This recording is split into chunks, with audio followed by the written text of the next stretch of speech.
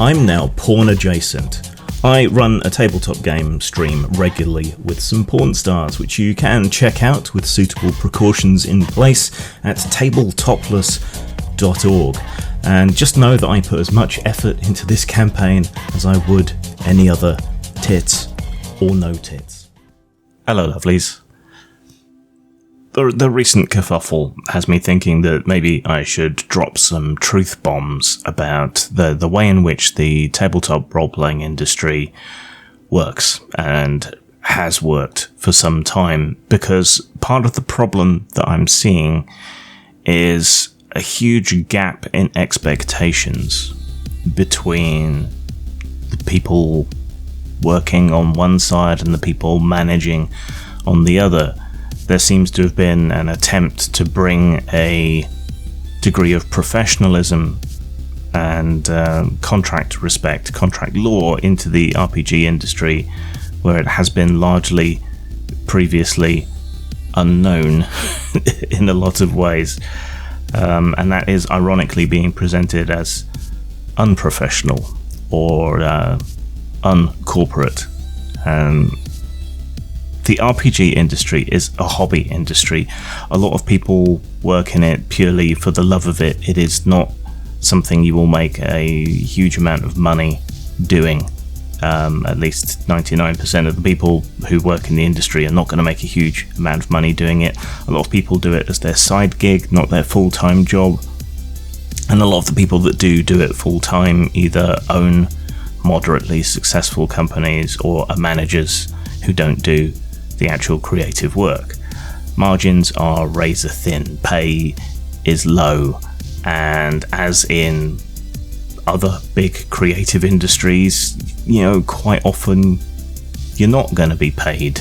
You're going to have to chase pay, sometimes for years, in order to be able to get it. The money often simply isn't there, but you can't make money to pay anyone unless you put the product out. Yeah, it's an industry of handshake deals and promises, some of which are kept, some of which aren't, and so on. But basically, I don't think it should be this way, but I think that the nature of the market shapes what it's like in a lot of ways.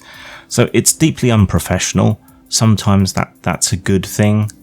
Sometimes, more often perhaps, that's a bad thing. But it's the nature of the beast. I've got my horror stories. One of the first contracts I ever signed was a terrible contract, but it was what gave me my foot in the door of the RPG industry at all. I got cut out from huge profits from derivative works. Derivative works that saved the company that I'd been working for, who might have otherwise gone into receivership. Now, if it had been me in charge of that company, I would have felt honour bound to share some of that wealth with the people who kicked it all off. But that's not the case. I made a mild attempt to get some sort of legal redress, and was soundly rebuffed. After asking nicely, but there you go. I've had whole manuscripts that I haven't been paid for. Quite often you'll find a clause, if you even have a contract with a company, or just stated rules on how they pay, that they are not going to pay until the project is published, because then you get some money coming in from that project, which you can then give out to the people that worked on the project. But if they decide never to publish that project, you never get paid, and you may never get the rights back. I asked in that case and got some rights back, but still haven't published it myself. So essentially that was a whole couple of months' work that I never ever got paid for. That's not unusual.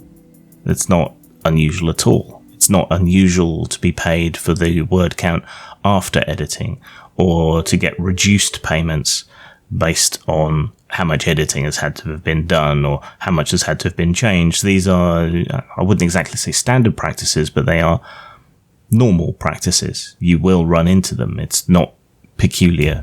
It's not strange. Some of the people complaining about what's been going on are raising blacklisting as a terrible thing. Now, I would agree, but considering I've been blacklisted, often by many of the same people now saying it's a terrible thing, it's a bit hard to take that seriously. And would you really want to work with people who hate you, or who don't want to work with you? And if you're an employer, would you really want to work with people who have been difficult or disruptive? That's a little bit different to blacklisting. That is just choosing not to work with certain people. There's a lot of self-selection that goes on, but there is a lot of blacklisting. I've had to work under pen names, so yes, you may have enjoyed something I wrote without ever knowing. Ooh. Organisation is frequently terrible.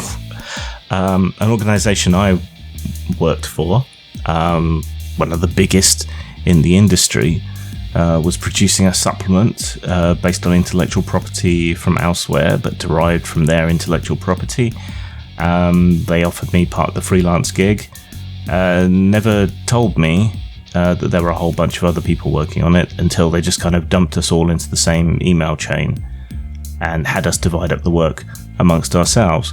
Now, I was the only person familiar with the derivative property, and yet got rather roughly squeezed out of a lot of the work. The person who took the lion's share of the work through bullying, essentially, didn't know what they were talking about in a lot of instances, and so the product suffered, and some of the work I did submit was cut out for space, and I never got paid for it. And that's from one of the biggest companies in the industry. An extreme case of this kind of thing happening, and I won't be cagey about this one because it's well known. Palladium, a mid-tier company, Rifts, all that stuff. Quite often they have received manuscripts that they've either had presented to them or have solicited, that they then kind of change entirely and never pay the original people who came up with it, or pay them at a vastly reduced rate because they've just taken their work and messed with it, because the owner thinks they know better than anybody else. And if you've ever played Palladium, you know that's not true. There's companies abusing crowdfunding. If you're a mid or upper tier RPG company, you don't need to crowdfund. You have an inbuilt audience, and it starves indie projects of money that could help sort out a lot of these problems just by having a bit more money around to pay people. That would solve a lot of the problems here, but a bunch of companies abuse this system as a kind of glorified pre-ordering system. I don't think that's terribly professional to use a structure that was created to support new and indie and disruptive creators for your pre-ordering system. It ain't right. It's not professional. Pay has been largely unchanged in the RPG industry since the early 2000s.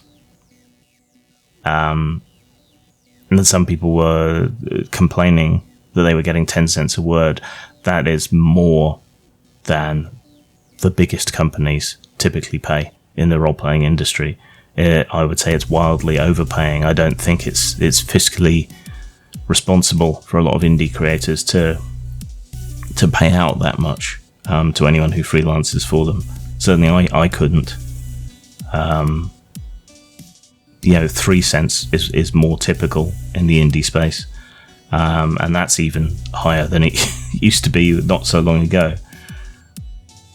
A lot of people are producing work not as games but as papal indulgences.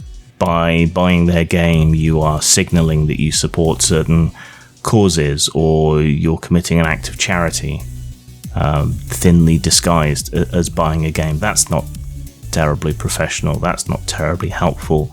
It means a lot of projects that really aren't very good at all are getting an immense amount of financial support based on people's guilt.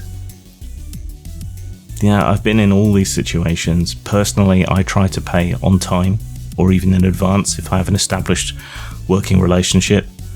I can't pay as much, so I try to make everything else work better. And paying someone on time is often worth more than a higher paycheck.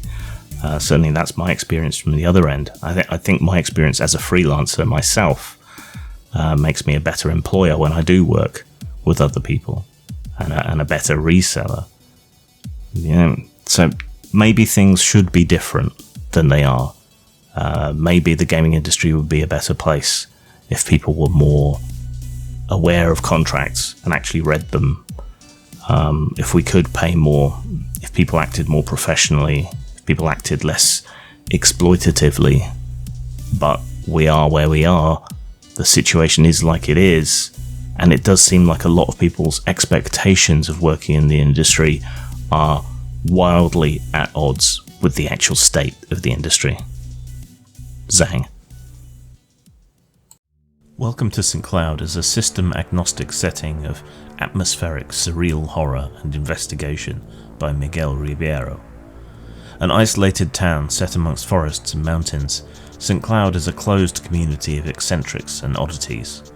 While system-agnostic, guideline statistics are provided for actual fucking monsters. You can get Welcome to St. Cloud at post-mort.com, lulu.com and DriveThruRPG. Now, Bob, consider this next question very carefully. What is your one purpose in life? To explode, of course.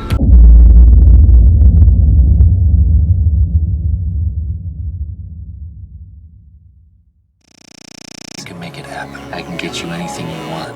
You just have to talk to me. Talk to me. I'm your priest. I'm your shrink. I'm your main connection to the switchboard of souls. I'm the magic man. The Santa Claus of the subconscious. You say it. You even think it. You can have it.